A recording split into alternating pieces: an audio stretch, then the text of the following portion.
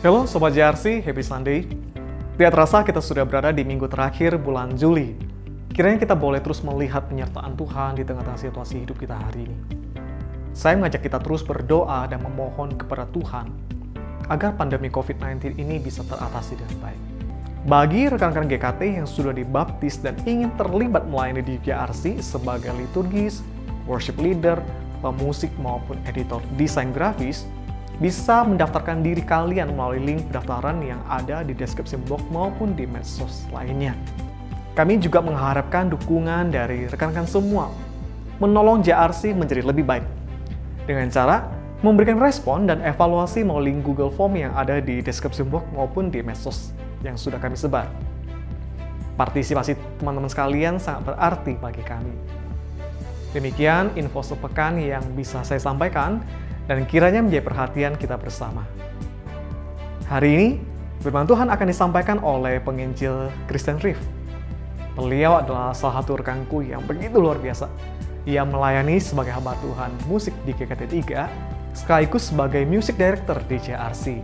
Oleh karena itu, mari kita persiapkan hati kita untuk masuk dalam ibadah, supaya jiwa kita yang restless memperoleh rest di dalam Tuhan. Kita saat teduh sejenak.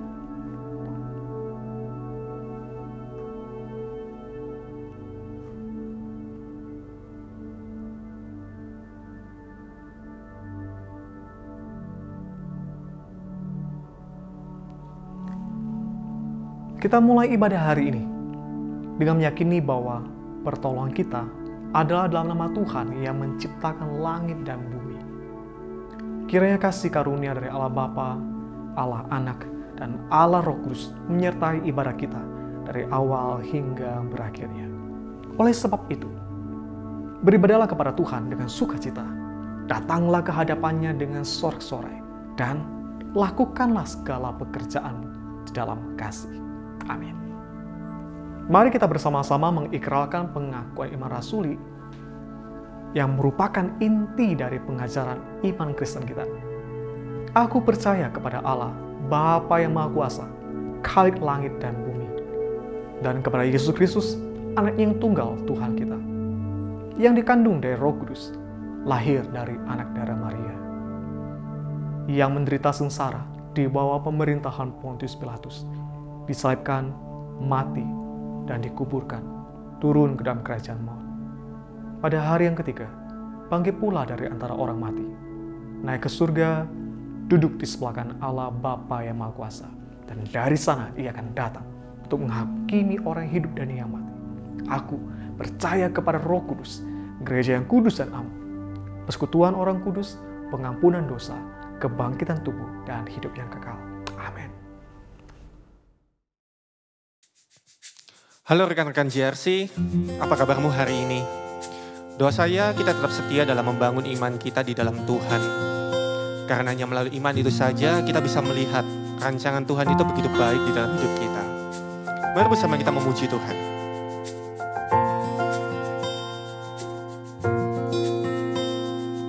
Tak mungkin bagi manusia, tapi itu pasti bagimu. Tak layak di mata manusia, namun berharga bagimu. Tuhan yang menjamin hidupku ada di pihakku. Ku tak akan pernah goyah, sebab aku lebih dari pemenang. Dengan imanku, ku lihat nyata janji-janjimu. Dengan imanku, ku terima jawaban doaku. Dasar dari setiap harapanku hanyalah iman kepadamu. Dengan imanku kau perhitungkan hidupku.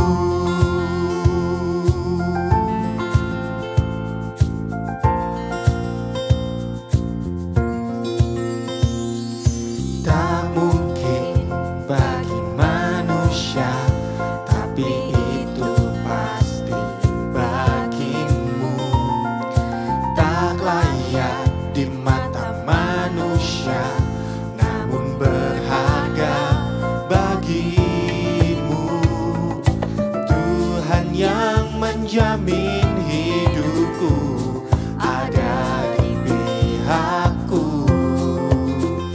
Ku tak akan pernah goyah, sebab aku lebih dari pemenang.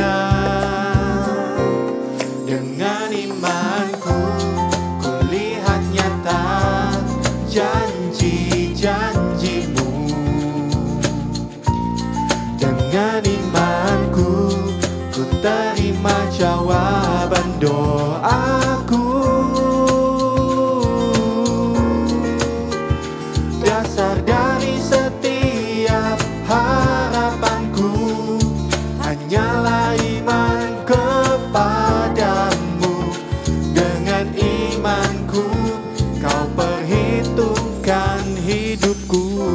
Dengan imanku aku lihat janjimu. Dengan imanku ku terima jawaban doaku. Dasar dari setiap harapanku hanyalah iman kepadamu. Dengan imanku kau perhitungkan hidupku.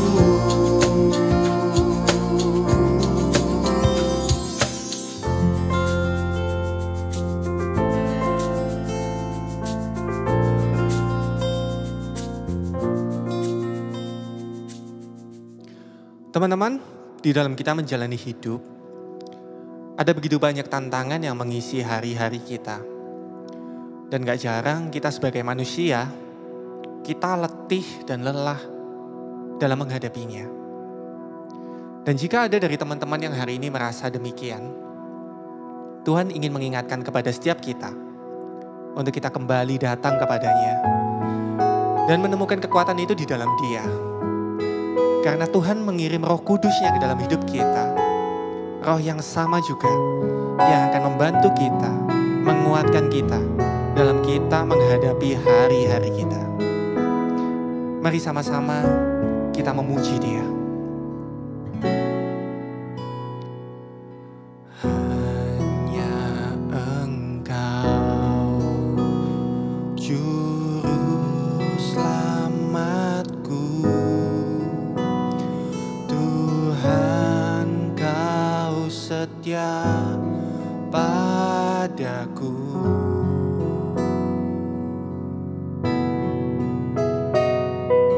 Yang ku pegang hanya janji-Mu. Ku percayakan hidupku.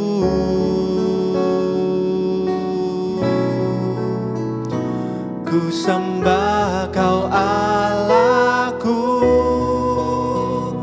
Bapa dan sahabatku. Kau yang pedulikan seluruh hidupku.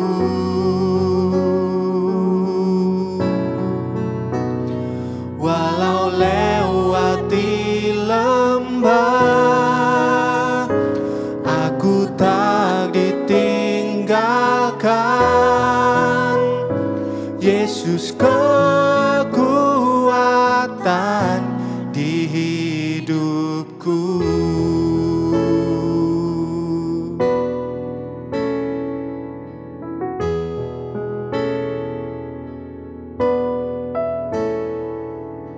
Hanya Engkau juru selamatku,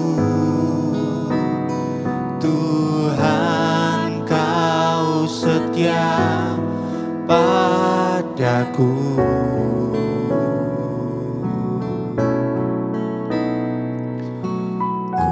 Ku yakini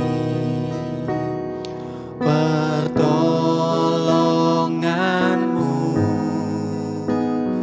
takkan terlambat bagiku.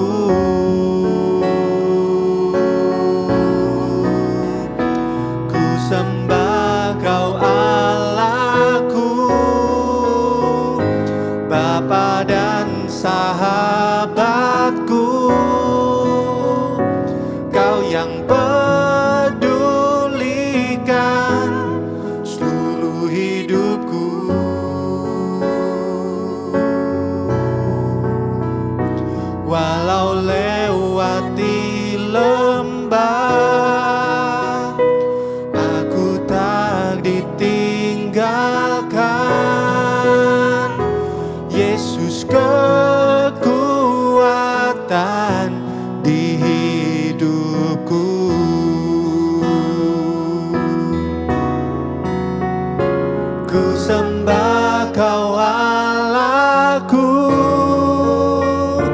Bapa dan sahabatku, Kau yang pedulikan seluruh hidupku.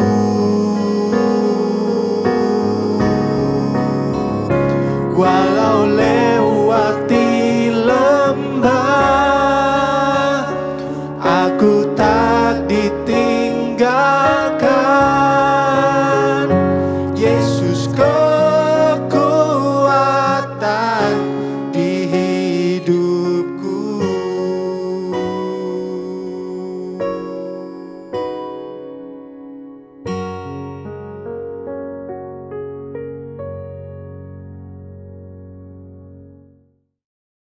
Shalom Sobat JRC, hari ini kita akan sama-sama belajar firman Tuhan dengan judul Impact, Do Your Part. Sebelum itu mari kita sama-sama berdoa.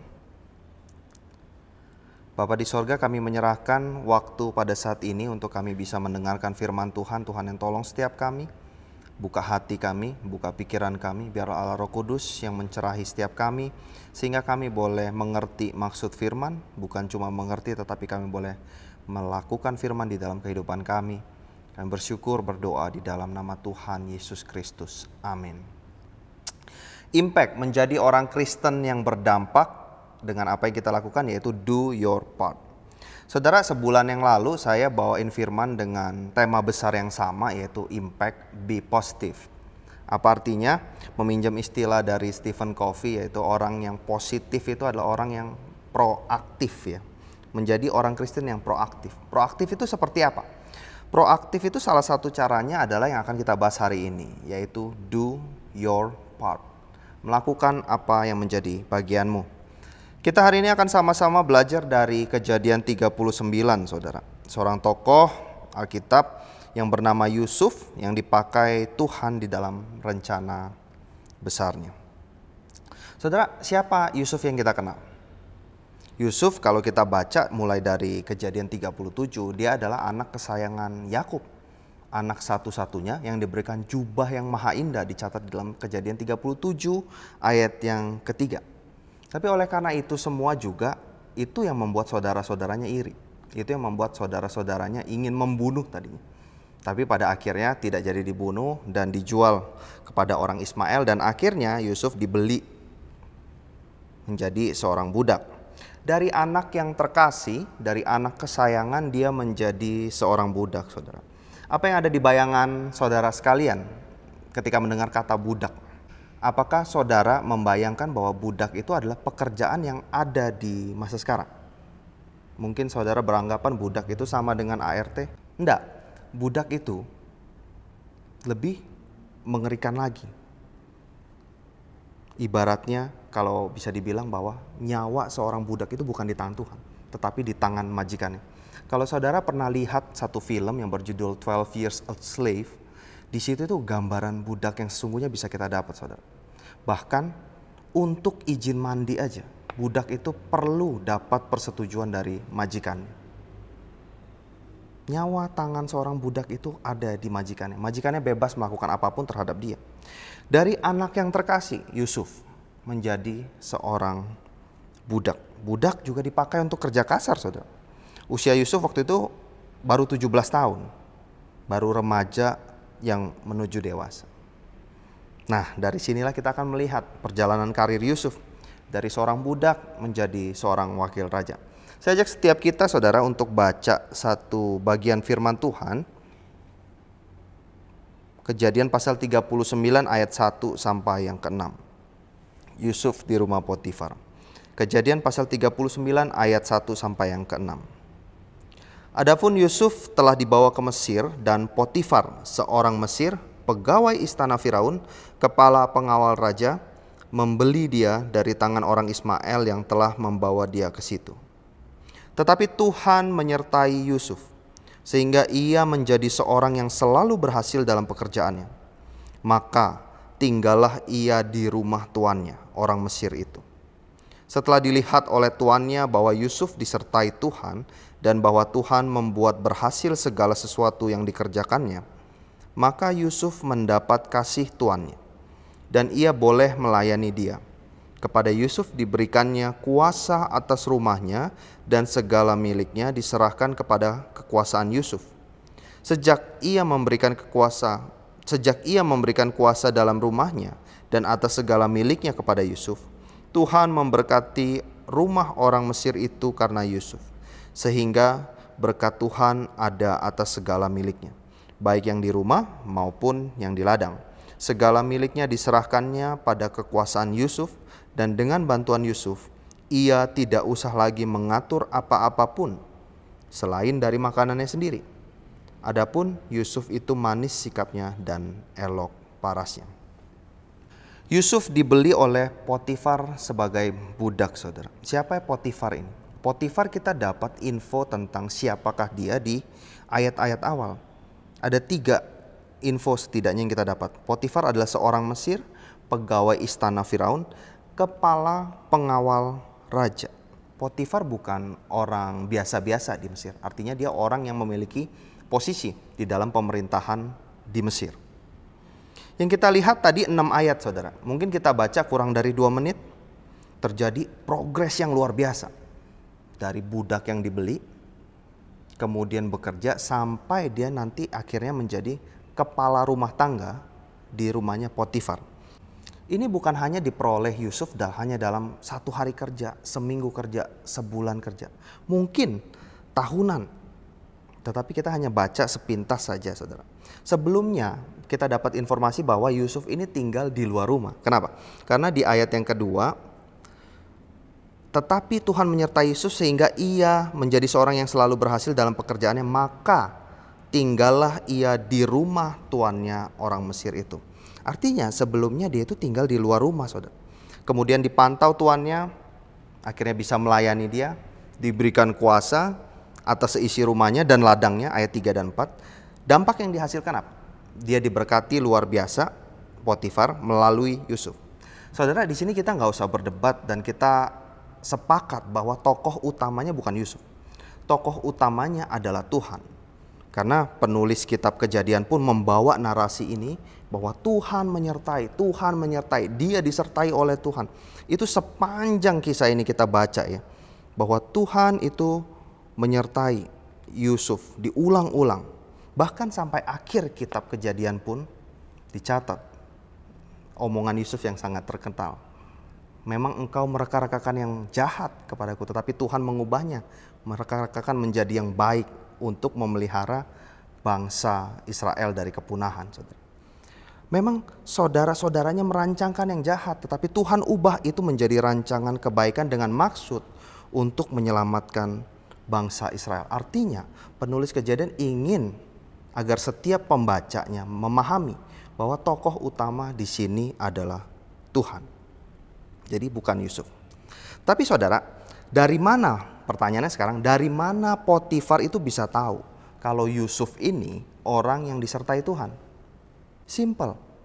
Dari apa yang kelihatan di mata Potifar. Apa itu? Apa yang dilakukan oleh Yusuf? Mulai dari dia bekerja hal-hal yang sepele, bekerja kasar, karena sebelumnya kemungkinan Yusuf bekerja di ladang. Di ladangnya milik Potifar sebelum dia masuk ke dalam rumahnya. Potifar bukan melihat Yusuf dari sinar wajahnya yang terang memancarkan kemuliaan Allah, bukan. Potifar juga tidak mendengar suara-suara bahwa aku adalah aku yang menyertai anakku ini Yusuf, bukan. Tapi simpel bahwa Potifar melihat penyertaan Tuhan atas Yusuf dari apa? Dari hal yang dikerjakan dia. Dari apa yang dikerjakan oleh Yusuf. Apa yang Tuhan sampaikan kepada kita melalui ini, saudara? Bahwa di dalam hidup ini kita senantiasa itu memohon penyertaan Tuhan untuk melakukan segala sesuatu. Dan lakukan bagianmu dengan setia, dengan yang terbaik, sesepele apapun itu. Berikan kemampuan terbaikmu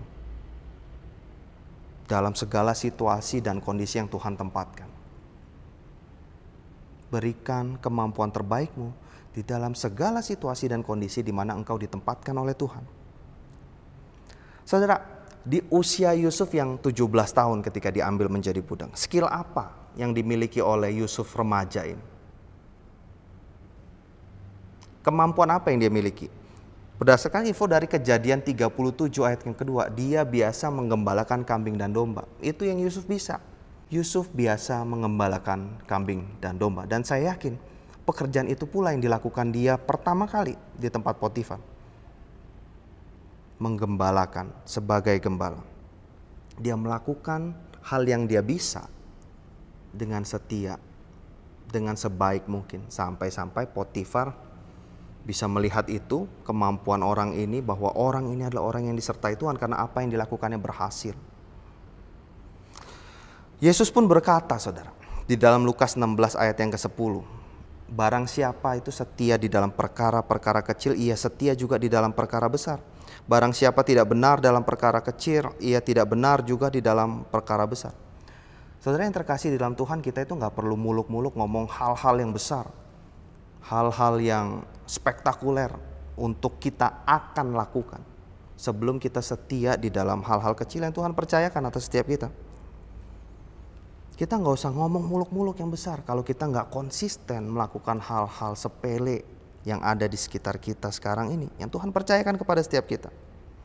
Yusuf pada saat itu memiliki skill sebagai gembala. Dia lakukan itu dengan setia. Sampai Tuhan buka jalan berikutnya, saudara. Sampai dia bisa masuk rumah Potifar, kemudian dia menjadi kepala rumah tangga di Mesir. Saya yakin dan percaya bahwa dia diajarkan mengenai hal-hal kerajaan Mesir, tata cara, tata kelola. Dan dia juga lakukan itu sebaik yang dia bisa. Sampai pada akhirnya dia menjadi orang kepercayaan Potifar, kepala pengawal Mesir. Tuhan tambahkan lagi tanggung jawab satu level di atasnya. Saudara yang terkasih di dalam Tuhan, bagaimana dengan kita saat ini, saudara?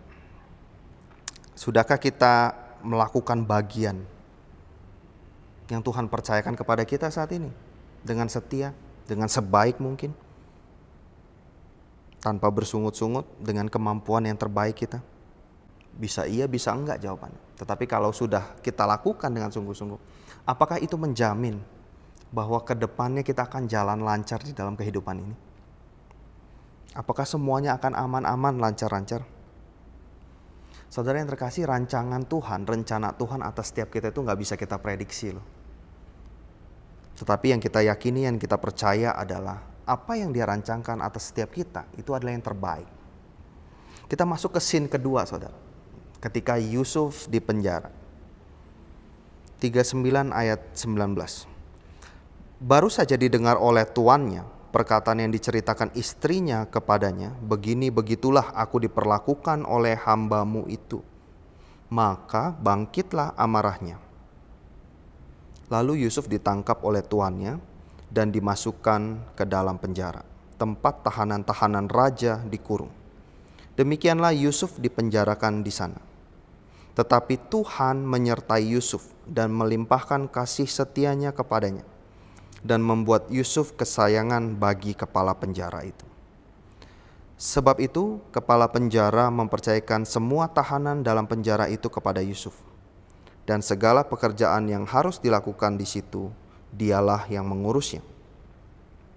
Dan kepala penjara tidak mencampuri segala yang dipercayakannya kepada Yusuf, karena Tuhan menyertai dia dan apa yang dikerjakannya dibuat Tuhan berhasil. Saudara, Yusuf doing his part well. Yusuf juga melakukan yang benar di mata Tuhan. Bukan hanya mengerjakan yang baik, tapi dia melakukan yang benar di mata Tuhan. Ketika istri Potifar melihat dia dengan birahi, dia tidak terpancing. Dia memilih kabur, dia memilih melakukan yang benar. Dia tidak mau melakukan dosa besar di hadapan Tuhan. Apa yang terjadi ketika dia melakukan yang benar di mata Tuhan? Yusuf difitnah, dia dijebloskan ke penjara. Saudara, sedikit intermezzo menarik di ayat 19 akhir, saudara. Ketika Potifar bangkit amarahnya, dikatakan bangkitlah amarahnya. Apa yang kita pikirkan, saudara? Mayoritas setiap kita berpikir bahwa Potifar marah kepada Yusuf. Budak yang tidak tahu diri, diberikan kesempatan demi kesempatan, dia mengkhianatinya dengan cara mencoba mendekati istrinya. Tapi saudara, ada bagian penafsir yang saya sepakat menduga bahwa Potifar ini justru marah kepada istrinya, saudara. Dia marah, bagaimana mencari orang seperti Yusuf ini? Di mana lagi kita dapatkan orang seperti Yusuf, orang yang disertai Tuhan luar biasa, sehingga apa yang dilakukannya semua berhasil. Ada satu film kartun, saudara, judulnya Joseph, The King of Dreams. Ada satu scene di mana ketika Yusuf digoda oleh istri Potifar dan akhirnya dia difitnah. Di dalam scene itu Potifar ingin membunuh Yusuf, tetapi istrinya akhirnya berdiskusi dengan Potifar, jangan dibunuh. Dan di titik itu Potifar tahu bahwa Yusuf itu gak salah. Istrinya yang salah. Di dalam scene itu ketika Potifar menyuruh Yusuf masuk penjara, sang narator atau sang pembuat film itu menggambarkan ekspresi muka Potifar yang begitu baik, yang begitu cocok dengan apa yang dituliskan di dalam Kejadian, bahwa ada ekspresi penuh penyesalan ketika Potifar memasukkan Yusuf ke dalam penjara. Kita bisa lihat sama-sama, saudara. Ada ekspresi penyesalan. Kenapa? Karena dia itu pengennya Yusuf tetap melayani, tetapi nggak mungkin. Kenapa? Karena masa dia bela budak daripada bela istrinya, secara politis tidak memungkinkan untuk dia mengambil keputusan itu, saudara. Tetapi tetap akhirnya Yusuf yang harus dimasukkan ke penjara. Kalau seandainya memang Potifar tahu Yusuf bersalah, saudara, dia bisa dengan gampangnya membunuh Yusuf. Karena Yusuf cuma budak yang tidak ada harganya. Tapi justru dia memenjarakan itu. Dia memenjarakan Yusuf dan memasukkannya kemana? Ke dalam penjara tempat tahanan-tahanan raja dikurung. Bukan tahanan biasa, tetapi tahanan-tahanan raja. Kemungkinan musuh-musuh politik raja di sana ditahan. Saudara yang terkasih di dalam Tuhan, justru disinilah Tuhan mulai memperlihatkan pelan-pelan jalannya, rencana besarnya kepada Yusuf. Apa yang dilakukan Yusuf di penjara? Dia gak meratapi nasibnya. Setidaknya itu tidak kita dapat di dalam teks ini. Karir yang dibangun dia mulai dari orang di luar rumah Potifar sampai menjadi kepala rumah tangga di rumah Potifar itu hilang dalam sekejap mata. Hilang. Apa yang Yusuf lakukan? Justru di sini Yusuf doing his part. Sekali lagi dia melakukan bagiannya. Sampai-sampai kepala penjara bisa melihat bahwa Tuhan itu menyertai Yusuf dan mempercayakan Yusuf untuk mengatur semuanya di penjara. Skill dari mana dia dapat? Yaitu skill ketika dia bekerja di rumah Potifar. Pengalaman menjadi kepala rumah tangga membuatnya bisa mengatur sana dan sini. Sehingga dia dipercayakan oleh kepala penjara untuk mengurus segala hal yang berkaitan dengan penjara itu, saudara. Saudara yang terkasih dalam Tuhan. Bahkan di dalam kondisi yang buruk sekalipun, kondisi yang tampak sulit, Yusuf tetap melakukan bagiannya dengan setia, dengan kemampuan terbaiknya, sehingga kepala penjara pun bisa melihat bahwa orang ini orang yang disertai Tuhan. Kepala penjara dapat merasakan penyertaan Tuhan atas Yusuf melalui apa yang dikerjakannya. Saudara yang terkasih di dalam Tuhan, saat ini, waktu-waktu ini, kita sedang di dalam kondisi apa? Kita sedang di dalam kondisi yang bagaimana? Dari firman ini kita belajar, saudara. Tidak peduli situasinya seperti apa, kondisinya seperti apa. Kita percaya ada rancangan Tuhan yang terbaik. Itu aja yang bisa kita pegang. Ada Tuhan yang senantiasa menyertai. Ada Tuhan yang senantiasa membuat kita berhasil. Yang perlu kita lakukan hanyalah melakukan bagian kita sebaik mungkin. Lakukan porsimu yang Tuhan percayakan dengan sebaik mungkin. Jangan keluhkan keadaan yang di luar kendali kita, saudara. Gak perlu kita menjadi orang yang playing victim. Gak perlu kita mengasihani diri. Lakukan apa yang bisa kita lakukan. Gampang? Saya gampang ngomongnya, saudara. Tapi untuk melakukannya, gak tahu, belum tentu juga. Dan saya percaya Yusuf pun gak mudah melewati masa-masa ini. Masa-masa ketika dia menjadi budak, masa-masa di rumah Potifar, masa-masa dia di penjara. Kita bisa lihat nanti ketika dia kasih nama anaknya, saudara. Di dalam pasal 41 ayat 50, dia kasih nama anak yang pertama itu, pasal 5 ayat 51, Manasye. Artinya apa? Allah telah membuat aku lupa sama sekali kepada kesukaranku dan kepada rumah bapakku. Artinya, di Mesir itu masa yang sukar bagi dia. Anak keduanya dikasih nama Efraim. Artinya apa? Allah membuat aku mendapatkan anak dalam negeri kesengsaraanku. Artinya apa? Susah, sengsara. Di dalam masa sulit pun dia sengsara. Tetapi di dalam kondisi itu dia tetap melakukan bagiannya dengan setia. Sampai akhirnya saudara, Yusuf menjadi orang kedua di Mesir. Saudara, nampak rencana Tuhan semakin jelas atas Yusuf. Berawal dari mimpi juru minuman dan juru roti yang ditafsirkan, menuju kepada mimpi Firaun yang akhirnya ditafsirkan oleh Yusuf. Bukan cuma ditafsir, tetapi Yusuf di sini memberikan solusi. Apa yang harus dilakukan oleh Firaun untuk mempertahankan bangsa Mesir ini? Ilmu yang didapat dari mana, saudara? Saya yakin ketika di penjara, dia berkumpul dengan para tahanan raja. Para tahanan raja bukan orang yang sembarangan. Artinya Tuhan mempersiapkan dia untuk masuk penjara di dalam titik terendah dalam hidupnya. Sekalipun di situ ada maksud Tuhan untuk pembelajaran yang penting bagi Yusuf. Akhirnya Yusuf dipercaya oleh Firaun. Sampai Firaun bilang begini. Pasal 41 ayat 38. Lalu berkatalah Firaun kepada para pegawai, mungkinkah kita mendapat orang seperti ini? Seorang yang penuh dengan roh Allah. Pada akhirnya Firaun pun mengakui bahwa Yusuf adalah orang yang disertai oleh Tuhan. Dan Yusuf dipilih untuk melaksanakan apa yang harus dilakukan untuk Mesir. Dia menjadi orang nomor 2 di Mesir, saudara. Di sini ketika dia dipercayakan jabatan yang penting, jabatan yang sangat penting, dia melakukan dengan attitude yang sama. Dia melakukan dengan sikap yang sama. Seperti ketika ia menjadi budak, ataupun ketika ia menjadi kepala rumah tangga, ataupun dia menjadi kepala yang mengatur segala sesuatunya di penjara. Dia melakukan dengan attitude yang sama, yaitu dia melakukan bagiannya dengan sebaik mungkin, dengan sungguh-sungguh.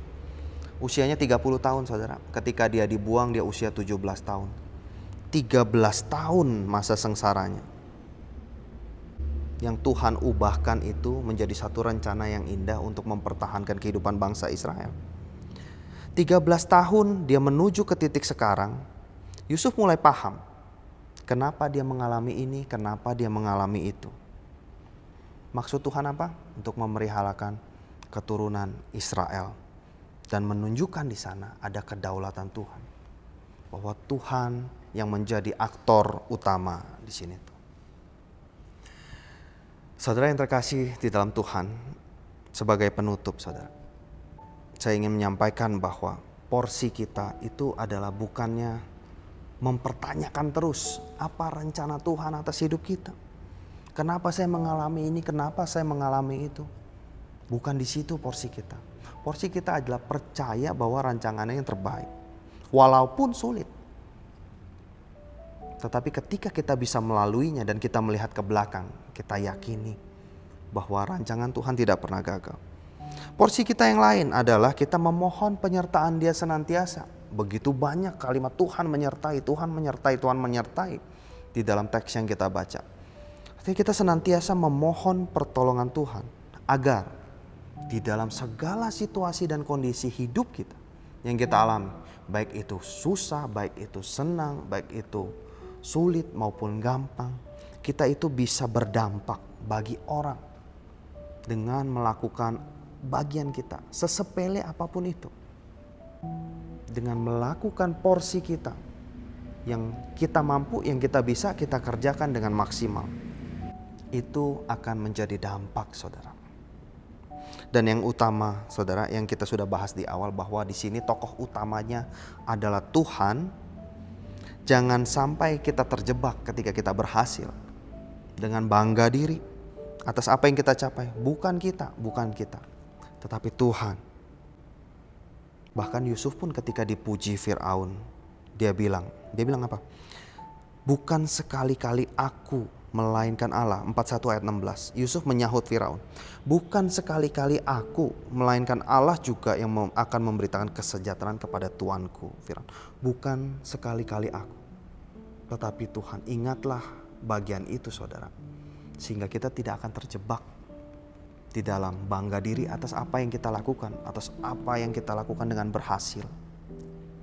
Di tengah situasi sulit, di tengah lingkungan yang asing, nama Allah dipermuliakan. Biarlah kita juga bisa menjadi orang yang berdampak, karena pesan itu yang kita sudah khotbahkan sepanjang tahun ini menjadi dampak.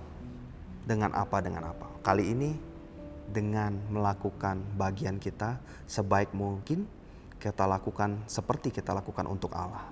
Mari kita berdoa. Tuhan, kami mengucap syukur untuk firman Tuhan hari ini kami boleh dengarkan. Kami mengakui Tuhan ketika kami seringkali tidak setia terhadap perkara-perkara kecil, perkara sepele. Kami selalu berpikir akan melakukan yang besar, tapi kami melupakan hal-hal sepele remeh yang di sekeliling kami. Ampuni kami Tuhan, dan ajar kami untuk bisa menjadi orang yang setia melakukan apa yang Tuhan percayakan dari hal kecil demi hal kecil lainnya, Tuhan. Sehingga kami juga bisa membagikan dampak. Nama Allah boleh dipermuliakan melalui hidup kami, di dalam keseharian kami, di dalam pekerjaan kami, di dalam sikap hidup kami, di tengah keluarga, di tengah lingkungan yang lain, Tuhan. Kami berdoa mengucap syukur di dalam nama Tuhan Yesus Kristus. Amin. Saudara yang terkasih dalam Tuhan, mari kita kembalikan segala kemuliaan hanya bagi Tuhan, sebab segala sesuatu adalah dari Dia dan oleh Dia, dan kepada Dia, bagi Dialah kemuliaan sampai selama-lamanya. Terimalah berkat Tuhan. Tuhan memberkati engkau dan melindungi engkau.